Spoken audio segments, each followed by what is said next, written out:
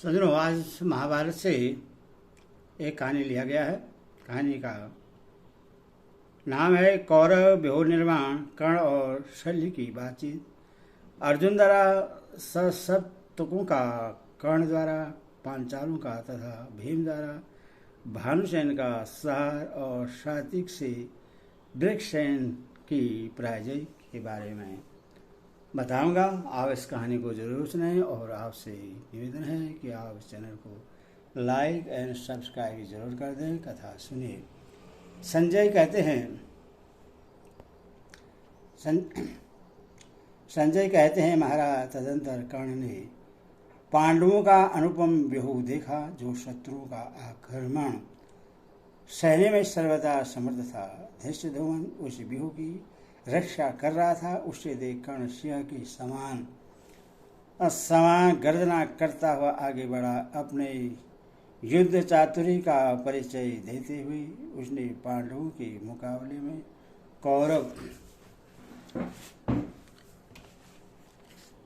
कौरव सेना की व्यूह रचना की और पांडव सैनिकों का संहार करते हुए कर्ण ने राजा युधिष्ठिर को अपने दाहिने भाग में कर दिया। धृतराष्ट्र ने पूछा, संजय, राधानंदन, कर्ण ने पांडवों तथा धृष्टद्युम्न आदि महान धनुधरों का सामना करने के लिए कैसा व्यूह बनाया था? व्यूह के दोनों बगल में तथा आसपास कौन कौन वीर खड़े थे? पांडवों ने भी मेरे पुत्रों के मुकाबले में कैसा व्यूह रचा था? फिर दोनों सेनाओं का अत्यंत दारुण युद्ध कैसे आरंभ हुआ? उस समय अर्जुन कहाँ थे? और जो कर्ण ने युधिष्ठिर पर चढ़ाई कर दी, यदि अर्जुन निकट होते तो युधिष्ठिर के पास कौन फटकने पाता? संजय ने कहा, महाराज, आपकी सेना का व्यूह निर्माण जिस प्रकार हुआ था उसे सुनिए। कृपाचार्य, मगध देश के योद्धा और कृतवर्मा ये व्यूह के दाहिने पार्श्व में मौजूद थे। इनके पक्ष पोषक थे महारथी शकुनी और उनका पुत्र उल्लूक। ये दोनों चमचमाते भाले लिए हुए गंधार देशी घोड़सवारों तथा पर्वती योद्धाओं के साथ अपनी सेना का संरक्षण कर रहे थे। इसी प्रकार संग्राम में कुशल 24,000 सस्तपक व्यूह के वाम पक्ष की रक्षा कर रहे थे। इनके पक्ष पोषक थे कम्बूज, शक और यवन। ये लोग रथ, घोड़े और पैदलों की सेना से युक्त थे। बीच में कर्ण खड़ा था, जो सेना की मुहाने की रक्षा कर रहा था। कर्ण के पुत्र कर्ण की रक्षा में खड़े थे और पीली आंखों वाला दुशासन हाथी पर सवार हो अनेकों सेनाओं से घिरा हुआ व्यूह के पृष्ठभाग में खड़ा था। उसके पीछे था स्वयं राजा दुर्योधन, जिसकी रक्षा के लिए उसके महाबली भाई मद्र और कई वीरों की सेना लेकर उपस्थित थे। अश्वत्थामा, कौरवों के प्रधान महारथी, मत वाले गजराज और शूरवीर मलिच, ये दुर्योधन की रथ सेना के पीछे चल रहे थे। इस प्रकार अनेकों घुड़सवारों, रथों तथा सजाए हुए हाथियों से भरा हुआ वह व्यूह देवता और असुरों के व्यूह के समान शोभा पा रहा था। तत्पश्चात सेना के मुहाने में कर्ण को उपस्थित देख राजा युधिष्ठिर धनंजय से कहने लगे, अर्जुन, देखो तो सही, संग्राम में कर्ण ने कितना विशाल व्यूह बना रखा है। पक्ष और पर पक्ष से युक्त यह शत्रु सेना कैसी सुशोभित हो रही है।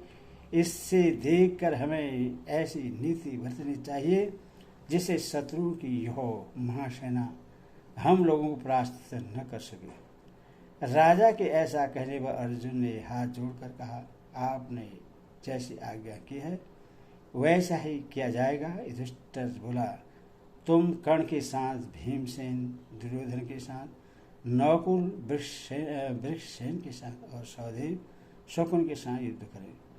शतानिक का दुशासन से, सात्विका कृतवर्मा से, धृष्टद्युम्न का अश्वत्थामा से तथा मेरा कृपाचार्य के साथ युद्ध होगा। द्रौपदी के सही पुत्र शिखंडी को साथ लेकर धृतराष्ट्र के अन्य पुत्र के साथ युद्ध करें। इस प्रकार हमारे पक्ष के प्रधान वीर शत्रु के वीरों का सहार करें। धर्मराज के ऐसा कहने पर धनंजय ने तथास्तु कहकर उनकी आज्ञा स्वीकार की और सैनिकों को वैसा ही करने का आदेश देकर वे स्वयं सेना की मुहाने पर चले। महारथी अर्जुन को आते देख शल्य ने रणोमत कर्ण से पुनः इस प्रकार कहा, कर्ण, तुम जिन्हें बारंबार पूछते थे वे कुंती नंदन अर्जुन आ पहुँचे। उनके रथ का तुमल नाद सुनाई दे रहा है। इधर ही हो, अब शकुन होने लगा है। वह देखो रोकटे खड़े कर देने वाला अत्यंत भयंकर कबंधाकार केतु नामक ग्रह सूर्यमंडल को घेर कर खड़ा है। तुम्हारी ध्वजा हिल रही है, घोड़े थर-थर कांपते हैं। मुझे तो इन अवशकुनों से ऐसा जान पड़ता है कि आज सैकड़ों और हजारों राजा मरकर रणभूमि शयन करेंगे, जिनके हाथों में शंख चक्र गदा और शांख धनुष शोभा पाते हैं तथा वह स्थल वह कस्तूरी मणि दीप्तिमान रहती है। वे भगवान श्री कृष्ण हवा से बातें करने वाले सफेद घोड़ों को हाँकते हुए इधर ही आ रहे हैं। यह देखो, गाड़ी धनुष की टंकार होने लगी है। अर्जुन के छोड़े हुए तीखे बाण शत्रुओं के प्राण ले रहे हैं। युद्ध में डटे हुए वीर राजाओं के मस्तकों से रणभूमि पड़ती जा रही है। जरा अपनी सेना की ओर तो दृष्टि डालो, जो अर्जुन की मार से अत्यंत व्याकुल हो रही है। ये पांडवीर दौड़ दौड़ कर तुम्हारे पक्ष के राजाओं का संहार करते हैं और हाथी घोड़े रथ तथा पैदलों के समूह का नाश कर रहे हैं।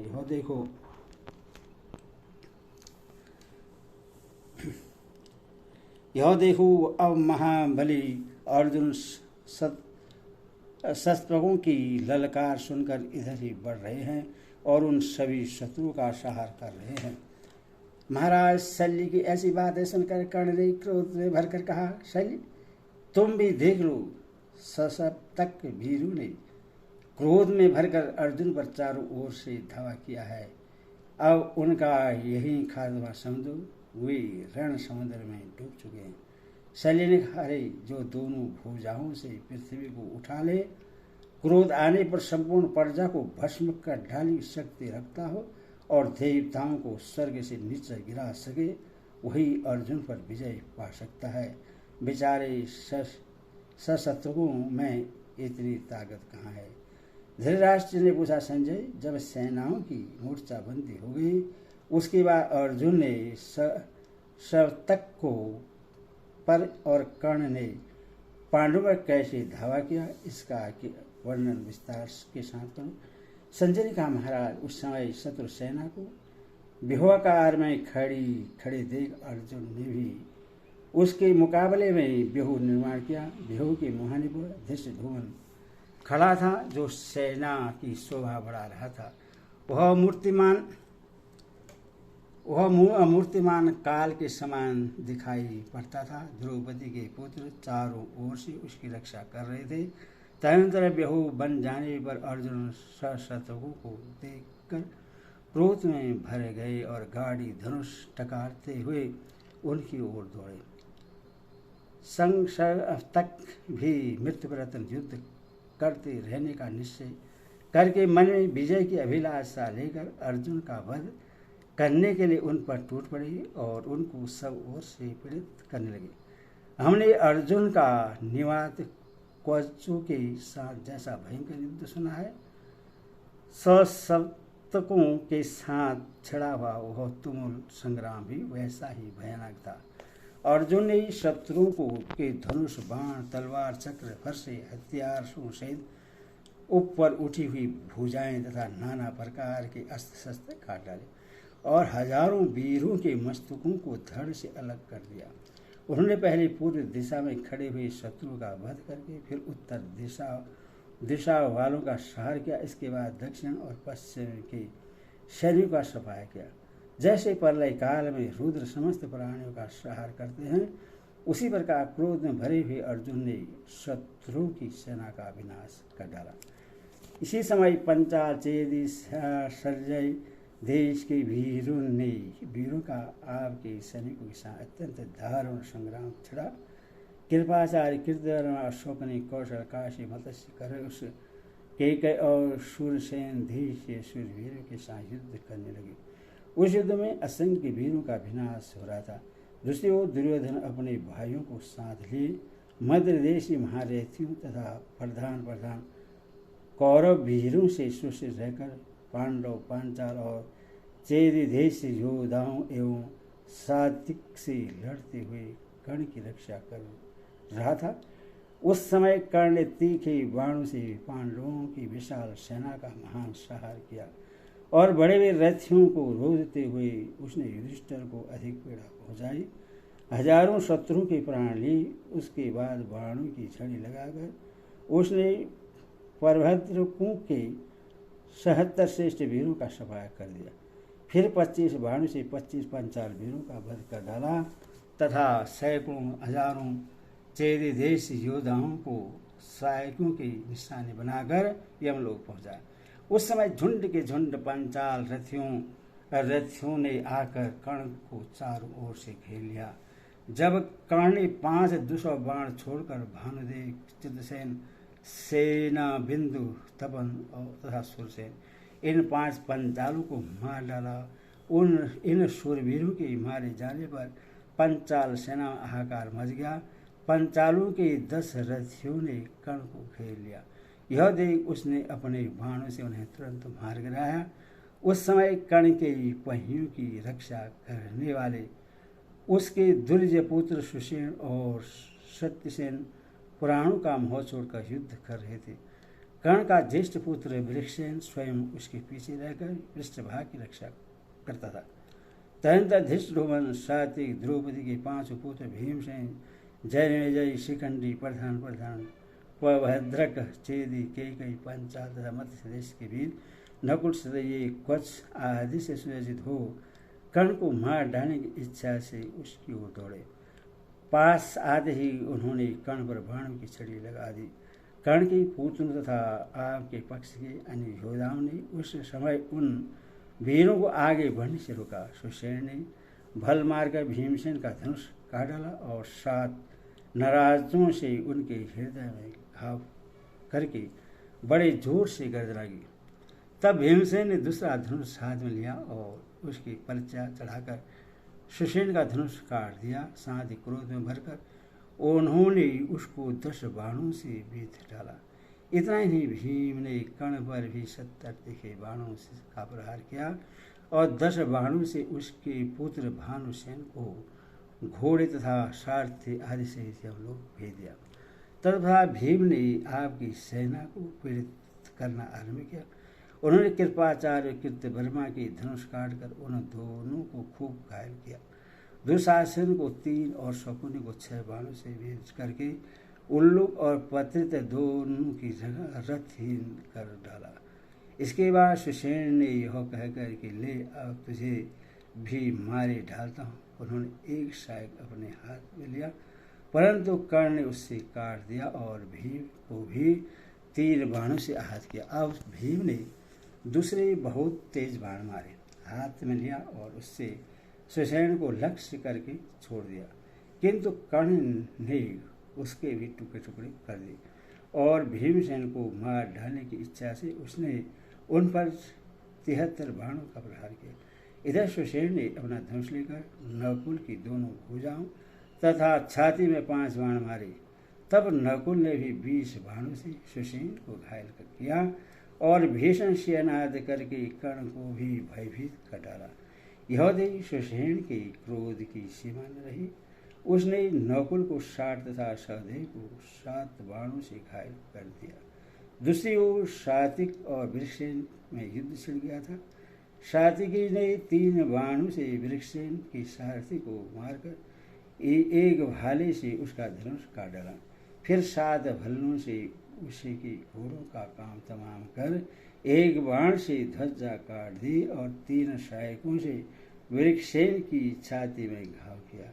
उस प्रहार से वृक्षसेन का सारा शरीर शून्य हो गया। एक क्षण तक बेहोश रहने के बाद वो उठा और हाथ में ढाल तलवार ले साथी को मार डालने की इच्छा से उसकी ओर झपटा। वृक्षसेन सभी कूदकर आ ही रहा था कि साथी ने 10 बाणों से उसकी ढाल तलवार के टुकड़े टुकड़े कर दिए। इसी समय उधर दुशासन की दृष्टि पड़ी।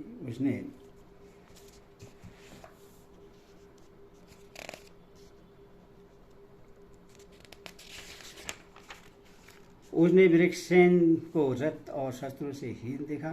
तुरंत ही अपने रथ पर बैठा लिया और दूर ले जाकर उससे दूसरे रथ पर चढ़ाया।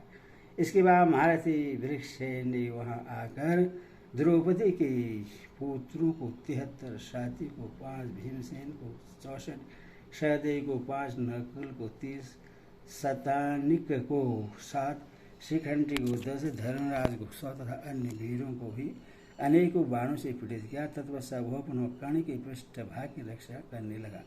साथी ने नए बने हुए लोहे के 9 बाणों से दुशासन के सारथी, घोड़े और रथ को नष्ट करके उसके ललाट में 3 बाण मारे। तब दुशासन दूसरे रथ पर सवार हो कर्ण के उत्साह एवं बल को बढ़ाते हुए पांडवों के साथ युद्ध करने लगा। तदनंतर कर्ण को धृष्टद्युम्न ने 10, द्रौपदी के पुत्र ने 73, साथी ने 7, भीमसेन ने 64, सहदेव ने 7, नकुल ने 30, शतानिक ने 7, शिखंडी ने 10, धर्मराज ने 100 तथा अन्य वीरों ने भी बहुत से बाण मारे। सब लोगों ने सूत पुत्र को भली भांति पीड़ित किया। तब कर्ण ने भी उनमें से प्रत्येक को 10 बाणों से बीत डाला। उनके घोड़े, सारथी, रथ जब कर्ण के बाणों से आशासित हो गए तो उन्होंने विवश होकर कर्ण को आगे बढ़ने के लिए मार्ग दे दिया।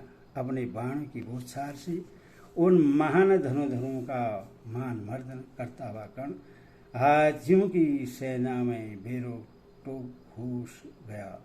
फिर चेदी वीरों ने 30 रथियों का सफाया करके उसने राजा युधिष्ठिर पर धावा किया। उस समय शिखंडी, सात्विक तथा पांडव लोग राजा को सब ओर से घेर कर उनकी रक्षा करने लगे।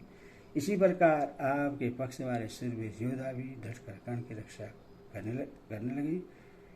उसी समय युधिष्ठिर आदि पांडव, कर्ण आदि हम लोग निर्भय युद्ध में लग गए। हरिओम।